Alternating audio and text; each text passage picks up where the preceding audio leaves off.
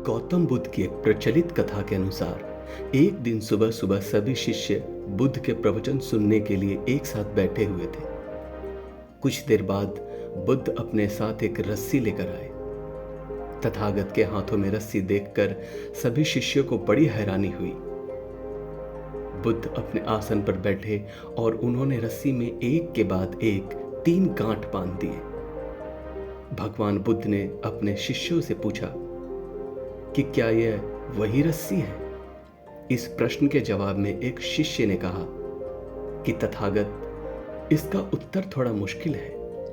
यह हमारे देखने के तरीके पर निर्भर करता है। एक तरह से रस्सी वही है, इसमें कोई बदलाव नहीं है। एक अन्य शिष्य ने कहा कि इसमें 3 गांठें लगी हुई हैं जो कि पहले नहीं थी, तो इसे बदला हुआ भी कह सकते हैं। कुछ शिष्यों ने कहा कि वास्तव में मूल रूप से रस्सी वही है, लेकिन बदली हुई दिखाई दे रही है, लेकिन इसका मूल स्वरूप बदला नहीं है। शिष्यों की बात सुनकर बुद्ध ने कहा, आप सब सही बोल रहे हैं, अब मैं इन गांठों को खोल देता हूं। यह बोलकर बुद्ध रस्सी के दोनों सिरों को खींचने लगे। बुद्ध ने पूछा, क्या इस प्रकार रस्सी की गांठ खुल जाएगी? शिष्यों ने कहा कि हमें इन गांठों को ध्यान से देखना होगा, जिससे हम जान सकेंगे कि इन्हें कैसे लगाया गया है। इसके बाद हम गांठ आसानी से खोल सकते हैं। बुद्ध इस बात से संतुष्ट हो गए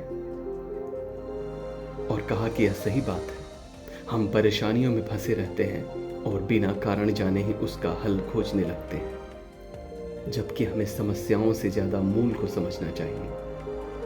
जब समस्या की वजह समझ में आ जाएगी तो उन्हें सुलझाना बहुत ही आसान हो सकता है। कहते हैं समस्या के 3 समाधान होते हैं, स्वीकार करें, बदल दें या छोड़ दें। अगर स्वीकार नहीं कर सकते तो बदल दें। अगर बदल भी नहीं सकते तो बेहतर होगा इसे ईश्वर पर छोड़ दें, क्योंकि समस्या जब अपनों से होती है तो समाधान खोजना चाहिए, न्याय नहीं, क्योंकि न्याय में एक खुश होता है और दूसरा नाराज, जबकि समाधान में दोनों खुश होते हैं। वैसे भी आपकी समस्या का समाधान केवल आपके पास ही है, दूसरों के पास तो केवल सुझाव होते हैं।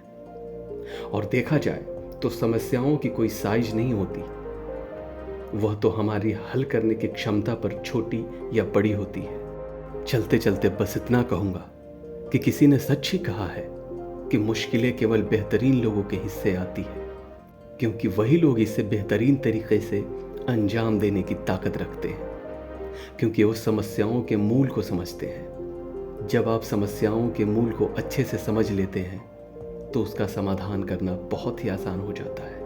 आज के लिए बस इतना ही। कल फिर मिलेंगे एक नई और बेहतरीन कहानी के साथ। अपना ख्याल रखें।